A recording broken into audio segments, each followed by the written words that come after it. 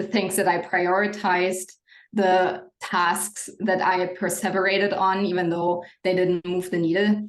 Nobody really did that to me. That's something that I did to myself. Welcome, everybody. Thank you so much for joining me. Today, we have a very special guest, Stefanie Robel, and she's amazing. The audience is asking for more systems and processes, and she is the best person to learn from. So a brief introduction, Dr. Robel is from Berlin, and she completed her Ph.D. in Neuroscience in Munich before coming to the US, and now she leads a research team, and her research program has secured over $10 million of funding to date. And also, she earned tenure while building a business. So we're going to learn more about her current programs, leadership called GLIA-Leadership. And she's also offering leadership training and management tools for research teams. So thank you so much, Dr. Robel, for joining me today. Thanks for having me. I'm excited to be here.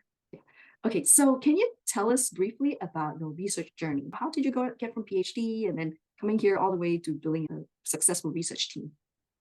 I don't know if I can say I stumbled into a research career, but long story short, my dad is a biologist, actually a botanist. And so I've always been very interested in how life works, in a sense, like how nature works, how our bodies work. And so it was a no-brainer for me to study biology and then to proceed with a PhD. It was fun. I was good at it. So that's maybe not very exciting story of how I started doing a PhD. And then as I went through my PhD training in Munich, as you mentioned, I was actually really into it. I had a lot of fun as a PhD student. So from there, I did my postdoc in the US and was eventually, I came to the US in 2010. And then in 2016, I was recruited by an institution and university to start my independent research program. And tell me more about going through the PhD program, getting funding, and then get tenure. It seems really smooth, but usually there's a lot more to it. Can you tell me about the obstacles you faced and how did you overcome them? I would say I had an early midlife crisis maybe during my postdoctoral training. As I mentioned before, I loved what I did as a graduate student. But then somehow, somewhere there during my postdoctoral training, I just found myself constantly stressed, overwhelmed, and worried. Like I was running in the rat wheel, worrying about publications and funding, the things like the metrics that people had mentioned as important in order to make it to the next career stage. But I also felt like I wasn't really making progress, and I was spending a lot of my time with things that weren't actually as enjoyable, like administrative things, a lot of maintenance things. And so at some point there, during my postdoc, I thought about dropping out of academia. And so as I was considering that, of course, I had to figure out what to do instead, right? And so I started reading books about personal development. I would say this was probably the first time that I really thought about at a deeper level what I felt passionate about, instead of just like following along the smooth path, as you said, right? I felt like before I was just following one step, and that was the next logical step, and that was the next logical step. So for the first time, I really went inward and thought about what is it that I feel strongly about? What are the parts that are fun to me? And why did that stop being fun? And so as I was doing this, like I mentioned, I read books about personal development. I worked with mentors, not the academic type, but the type called life coach. I even trained as a life coach because coaching had such a profound impact on my well-being and my self-awareness. And so in this whole process, really, of increasing my personal power, I would say, I discovered that a lot of the misery that I felt was actually self-produced. It's like the way I organized my days, the things that I prioritized, the tasks that I perseverated on, even though they didn't move the needle. Nobody really did that to me. That's something that I did to myself. And so when I started shifting these things, it's almost like things opened up for me. I realized, hey, if I can create my misery in this job, I can probably do it anywhere. So I have to solve this part first, and then I can decide what to do with my career. I think this was actually really formative experiences and years for myself that really helped me a lot down the road. Oh, you brought something really interesting. Like a lot of the pain or the misery was self-imposed or self-induced. Give us a few examples, because I'm sure people are doing the same thing to themselves. And how do you switch over? So I'm German, right? And I think like some of the stereotypes that people have of Germans are actually quite accurate. Like we do everything with utmost precision. And so for a while there, I wanted to have it all accurate. And that went for administrative tasks as much as for research tasks. And I didn't realize this 80-20 rule that we talk about in Research Management Master, that for these administrative things, 80% are probably already too much. And that I just spent too much time on these other 20% to make it like perfect. And it wasn't necessary. And that cost a lot of time and momentum that I could have spent on the things that are actually fun, with thinking, the researching and literature reading and so on. Another thing that I did that made it miserable for me is, I mean, I think you read this sometimes out there, start with the things that are the most unpleasant or the hardest. But what I took that to mean is not do the things that are intellectually the most challenging, but I was like, let's do all the sucky things first. Oh. And of course, there are lots of those. We know that, right? You can fill your entire day with those and never get to the stuff that actually moves the needle. So you took that by heart and really took it literally. It has to be the most painful, even though it's the tedious thing. And you did that the first thing in the morning. Yeah. You said you started finding joy. What was joyful for you? I mean, one of the things that I really enjoy is doing microscopy, for example, like being the first person who discovers how a certain molecule shapes brain injury. So that is what we study, brain injury. That gives me immense joy. Like right now, maybe a decade later, what I really enjoy is engaging in writing, really. Writing for me is thinking, and that is how I get like ideas that I have to a deeper level. That is fun to me. And then also exchanging ideas with my team or with colleagues. And that's ideas not only about research, but also ideas about human performance or team performance. Like, what can we do to help our team members to be successful? And what can we do to tie our teams together to do more together than we can alone? I love that. I love that. As a whole, but when aligned together, you can do more. Now that you brought this up, you lead a research team. What are some of the qualities of being a good research leader? That's a great question. I mean, I think there are many things. First and foremost, I believe it's about being growth oriented. And in our specific areas, I think it's about realizing that what we are hired for is based on skills that actually have very little to do with leadership. And so having the humility to learn that this is a new set of skills, like this leadership, management, and mentoring of team members, I think is really important. Leadership really is a conglomerate of skills and an art form. And it's something that can be learned. I mean, the research on that is very clear. So it's not something that we're born with, but it's a skill that takes time to develop. So in order to do that, we need really high levels of self-awareness. And we need a strong check on our emotions. Not always easy.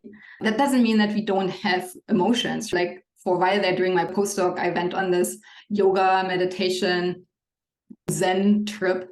And that's great. I think those are great tools for us, right? But I took that a little wrong and I thought I had to be this very placid human being. This was also initiated by colleagues calling me intense, because I arrived here in the US with my German cultural perspective. And Germans are very blunt. If we have research discussions and we see something, we'll just say what we think. It took me a while to get adjusted to a more polite style of providing feedback to each other. And so I think this is also something that contributed to this idea that I had to be placid, like very calm. But I don't actually believe that. I think that passion is actually also a strong leadership attribute. And that it is fine. It's also fine to have negative emotions. It's just a question of where do I direct these emotions? And I think that a good leader has to have control of that. Then a great leader also needs the ability to create connection with others and to communicate. Confidence, honesty, transparency, courage, and the vision. Yeah, I find that the most difficult. How do you create vision within your research team where everybody has different goals? Like your goal as a PI is different from a research assistant or a postdoc or an undergraduate. How do you align that together? So that's actually something that we go through in the Research Leadership Mastery, which is another program that I designed. And this isn't my idea. This comes from other leadership training.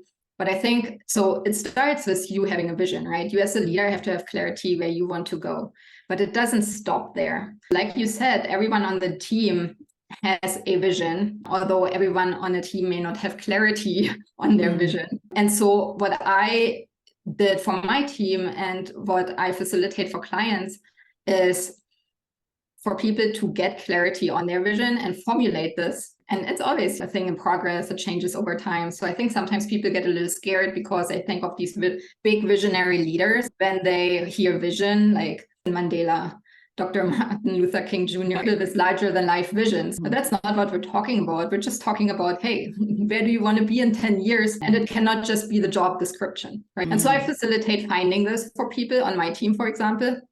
And then we'll look at these different visions. We hear everyone and we think about what's like the common parts, the things that we have common, and what's disparate, and what do we want to include for our team vision.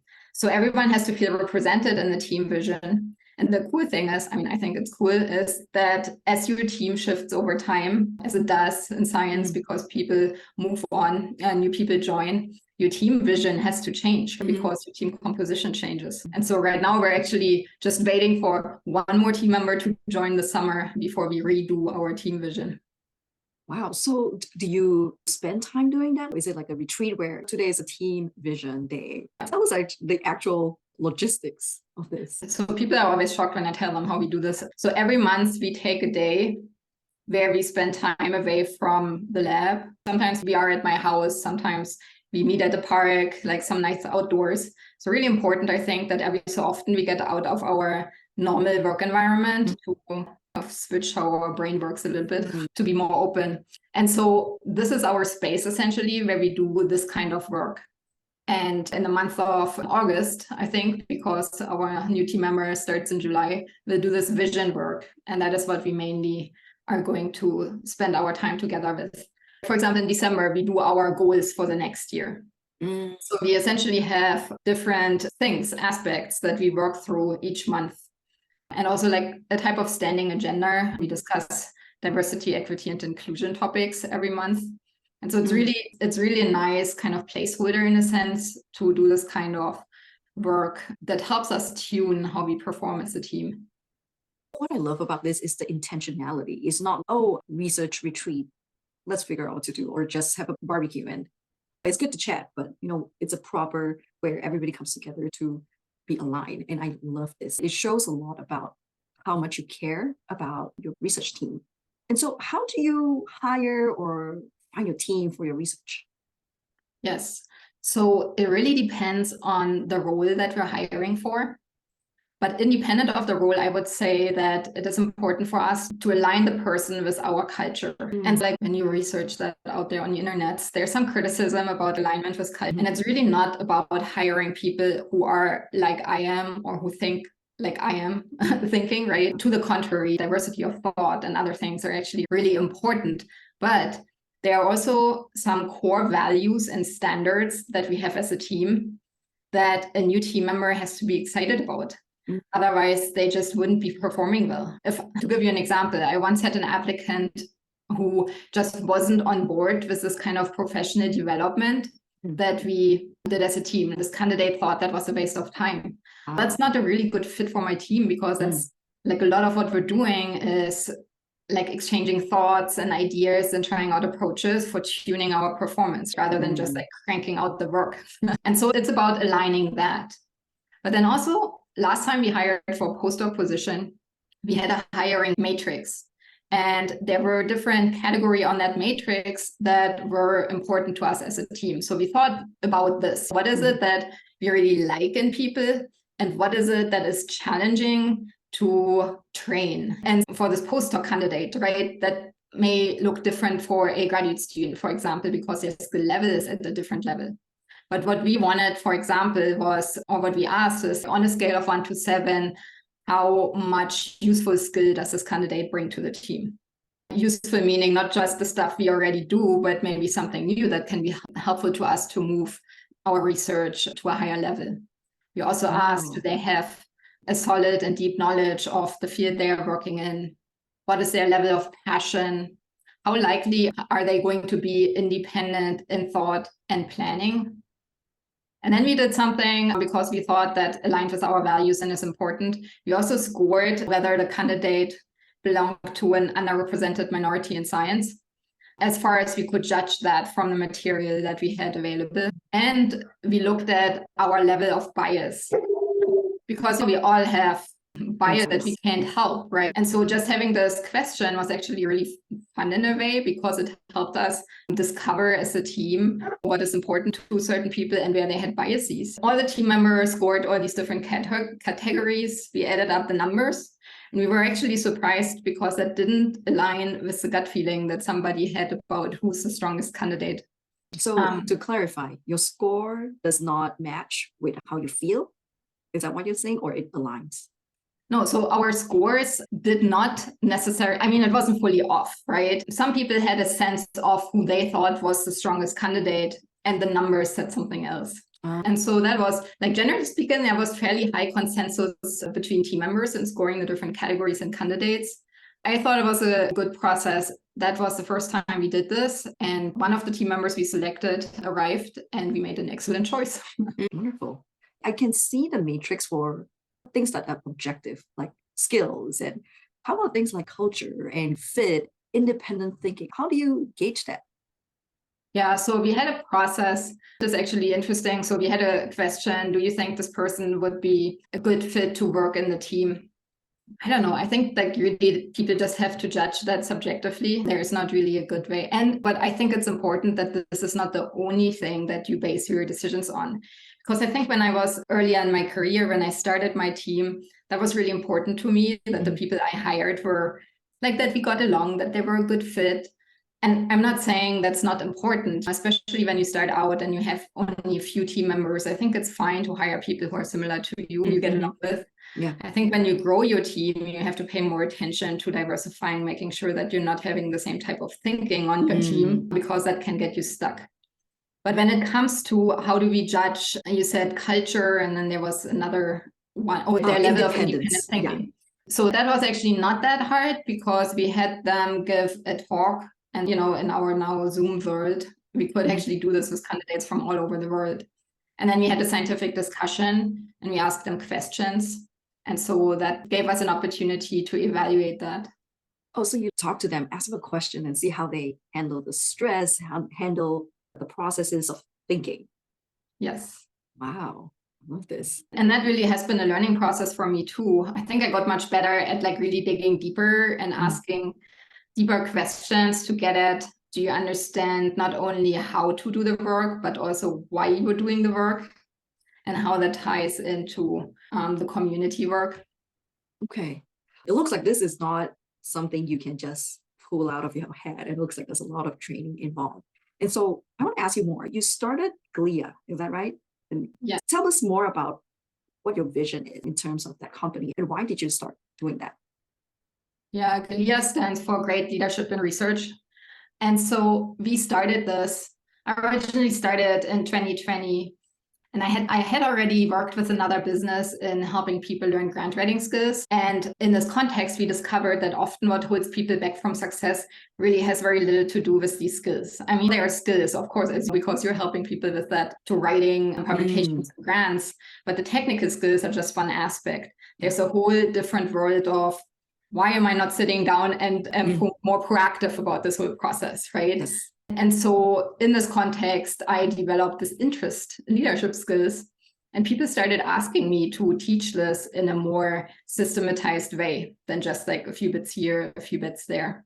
But really what drove me is having encountered this world of personal development and self-help during my postdoc made a big difference for me. As a pre-tenure faculty member, I can't say I never had stress, but I really did not experience the levels of stress and overwhelm and despair, even overwork that some of my colleagues are experiencing. And it's a very strong desire of mine to change our culture of the constant hustle and rat race to one of like more optimism, where people are excited about the work that they are doing and where they feel that their career is fulfilling.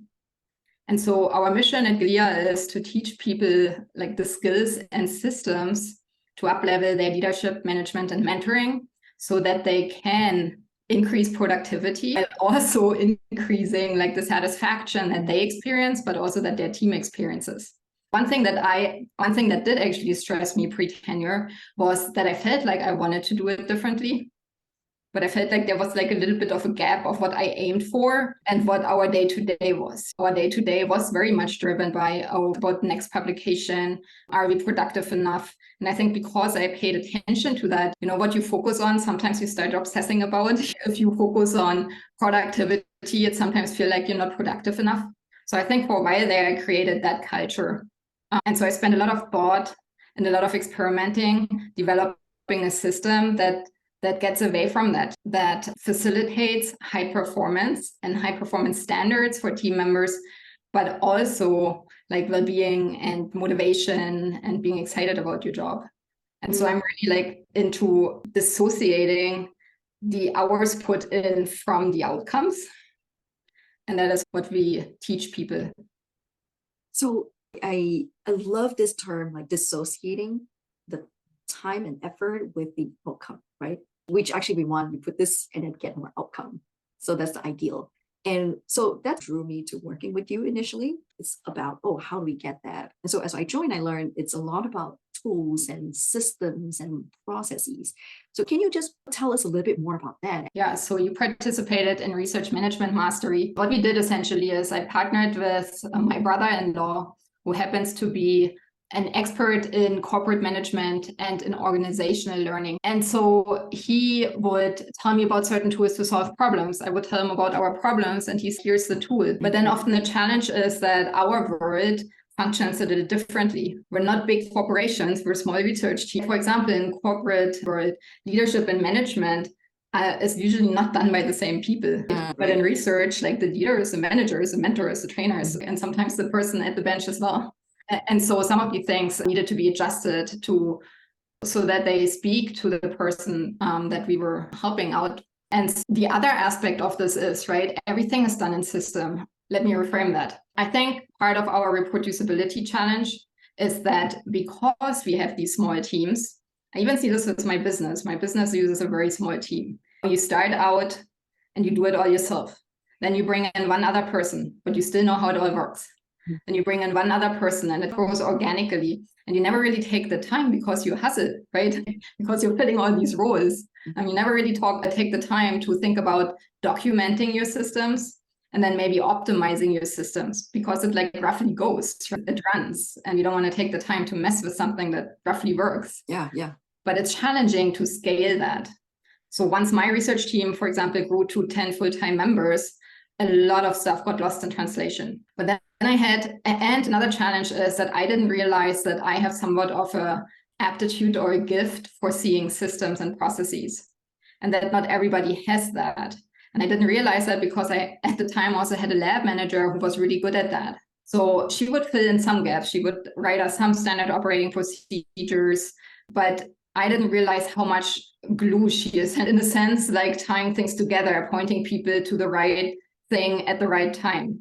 And so when she left and I had a new person join who didn't have such an easy time seeing how these different systems worked and taking what was there and like somehow putting it together, somehow putting the map together, that is when everything started being like really challenging. And so it's like, hey, where's this thing? Where do we store this information? I'm like, I think I made a training about that, but I'm not sure where we saved this training. And so when you have a lot of these things going on where people search for stuff or they don't even know that they are there, and there isn't really this clear path because there is no map, and it's more like somebody giving you directions. I don't know about you, but when I am giving spoken directions, I can't remember like the third turn anymore. Me too.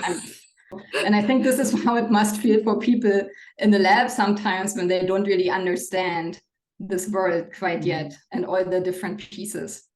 And so I think that is how a lot of like what we call in lean management waste occurs, because people have to search for stuff.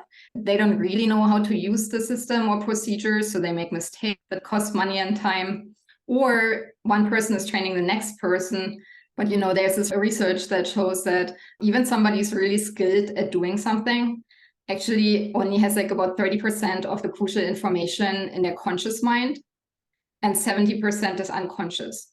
And so if you only transfer 30% of the information to the next person and you do this 5 times, you probably don't have much left in the end.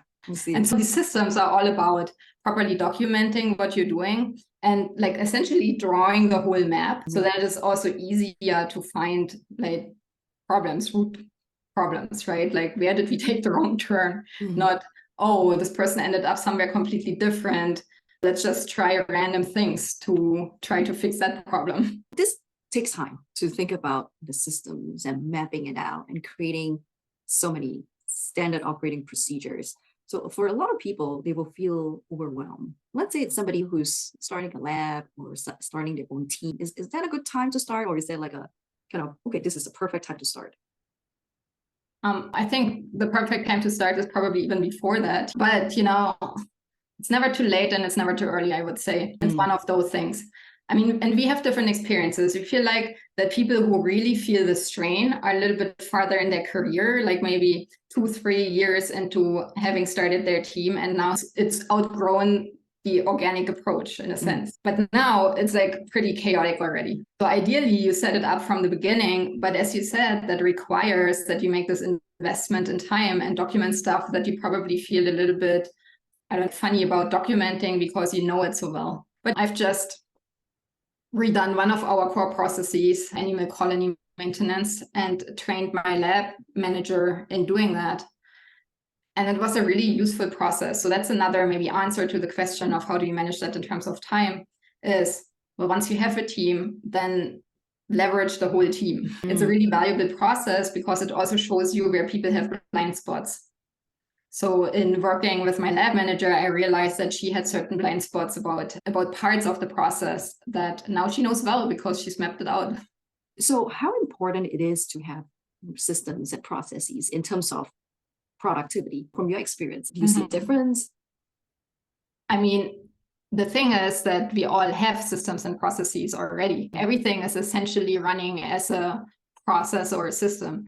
The question is how efficient and how repeatable is it? The good thing is if you have something that's optimized and repeatable, you don't have to think about it so much anymore. So you essentially free up cognitive resources. I don't know if you've heard about this from one of your mentors, but some of these like big personalities out there that do a lot of, I don't know, like a lot of businesses and public appearances and stuff like that. They only wear one outfit. They have 10 times this one outfit. And they do this because then they don't need to think about what to wear. It's essentially like a uniform. And so that is how I think about processes or systems. Like, for example, planning my calendar is a system, right? I like having certain things preset because then I don't need to think about them. I don't have to redo the whole calendar every week. So can you give us an example? What do you mean your calendar system? I mean, for a while there, what I would do is every weekend or Friday or Monday or whatever, I sat down and I wrote down all the things that needed to get done. And then I tried to fit them into my calendar. Or sometimes when there are experiments going on or projects, I would do backwards planning. I'm like, here's the deadline. So let's figure out backwards how we best do this. That's a way of project planning also. But as my calendar became more complex in a sense, because I acquired more responsibilities, that became a lot of work. So at some point, I just took a step back and I'm like, I have to reset this from the foundation. Number one, this shouldn't just be about where meetings land in my calendar and me trying to work everything else around. This should be about optimizing my own performance, right? And so first I had to do some experiments about how when I do things the best, right? Like when do I do writing the best? When do I do meetings the best? And so from that emerged that I write best in the mornings. So I just have writing sprints scheduled out throughout the week in the mornings, like really early morning, pretty much until 10 a.m. So I know never ever am I going to have any meetings before 10 a.m. in the morning because that is when I do my writing. I don't have to think about this really. Another part of this is, like you mentioned, like one part of our meeting structures as a team. So these retreats are one part, but we have individual meetings, we have lab meetings. Now they are all structured, like usually a year in advance. I put all these lab retreat days on the calendar, and they're always on Mondays. And all my other meeting days are also Mondays, usually. They're just other weeks of the month. And so I don't have to think about this. I know on Monday I go to lab and it's meeting day. So this is what I mean with like you pre-populate certain things that are like repeating, and then you don't have to think about it anymore. Okay. So I think the gem from this whole section is we all already have systems, whether it's good or not, or whether it's repeatable or efficient, that's the one we're trying to achieve. And so like you have to intentionally change the calendar system to optimize. I think that's the key point here. A lot of us, as you say, we are just trying to fit ourselves into the meetings rather than let us fit us first. A lot of people get so much value out of this kind of mindset shift on what's the focus of this system. And so wonderful advice. Do you have any final advice for aspiring academics, people who want to get started or want to scale their research? Yeah, I mean, I think the most important piece of advice is that this idea that this is just the way it is inaccurate, in my opinion. I think one of the beautiful things about academia is that there is actually a lot of freedom associated with this. It's maybe a little bit different in the medical community. There you have schedules that you have to work with. But by and large, we have freedom in how we structure our work days when we do what. And so we need to really take advantage of that freedom. Like always remember my story. I created my own misery. And so it's very valuable to take a look when you're dissatisfied with whatever you're doing. What are the parts that you are contributing? Like really? And what are the parts that the environment is contributing? And in that way, you can avoid recreating unpleasant situations in other places, right? If you know exactly what your stuff is. And so that's my process. That is what I try to impart on the trainees in my lab as well. You have more power than you think. You just have to figure out how to tap into it. I just absolutely love that phrase. We have the power because first we have the power. And if we create the misery, means we can take it away. And that is actually freeing. Sometimes admitting that we are responsible is actually more freeing than blaming others. So thank you for this beautiful advice. Finally, how can people connect with you? We have websites that you can check out, GLIA-Leadership, glia-leadership.com. And I'll put in a link in the description as well. Great. But the easiest is probably either on Twitter, Stefanie Robel, or my email is stephanie@stefanieRobel.com. Important, my name is spelled with F, not PH. So. Stephanie. Okay, perfect. Thank you so much for coming today. There's so much beautiful gems here, and I'm sure the audience will get a lot of this. Thank you so much. Great. Thank you for having me.